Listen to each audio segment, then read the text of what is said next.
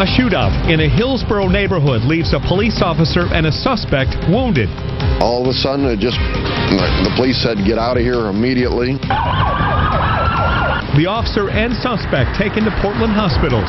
The arsenal of weapons uncovered in the home.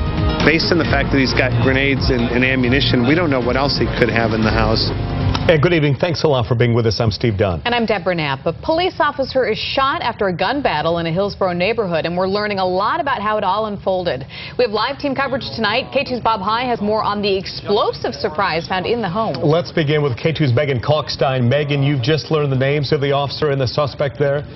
We did just moments ago. The suspect's name is Seth Dietrich Tokunaga. He also goes by Michael Patrick Smith. We've also learned the name of the officer is Justin Morris. Now, police were initially called out to Michael Patrick Smith's duplex here by his therapist. They say that the 45-year-old military veteran, we are told is from California, had mental health issues and that he was agitated. When they got here, some sort of bang from inside of the home started it all. It escalated into police everywhere and an explosion and shots fired. Kevin Marvel had a direct view of the scene unfolding at this duplex on North 1st Avenue in Hillsboro. I saw like a flare flash come out of the house and then a loud boom explosion and then several shots were fired from different calibers, and that's when I dropped to the ground. 3 Hillsboro police officers and 1 Washington County Sheriff's deputy came to this home just before 5 o'clock on Thursday.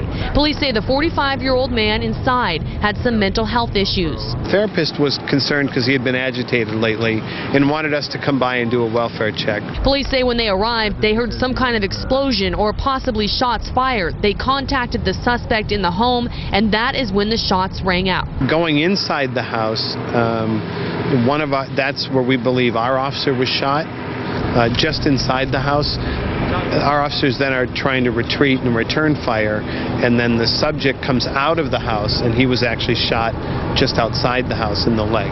Bam, bam, bam, bam, bam. And about 5 shots, small caliber, came out, and all of a sudden the officer was down. The officer was shot in the shoulder, the suspect in the leg. And both the officer and suspect have non-life-threatening injuries. Again, the officer's name is Justin Morris. We're told he is 33 years old. He is a 5-year veteran of the Hillsboro Police Force. And Hillsboro Police actually say that in the last 30 years, they have only had 3 officer-involved shootings, including tonight's.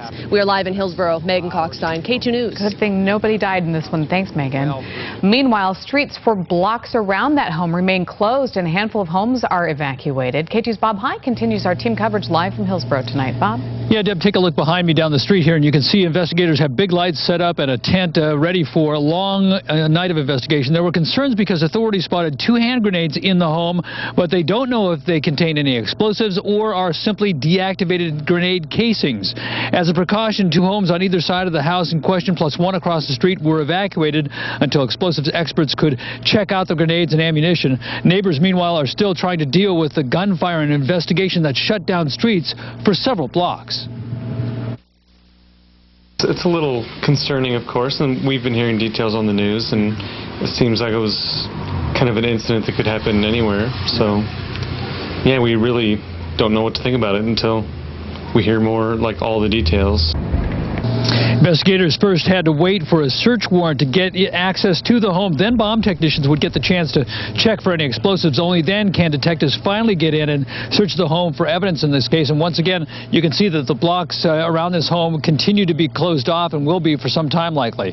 Live in Hillsboro, Bob High, K2 News. We'll learn more about this ordeal hopefully tomorrow, Bob High. Thank you very much for that.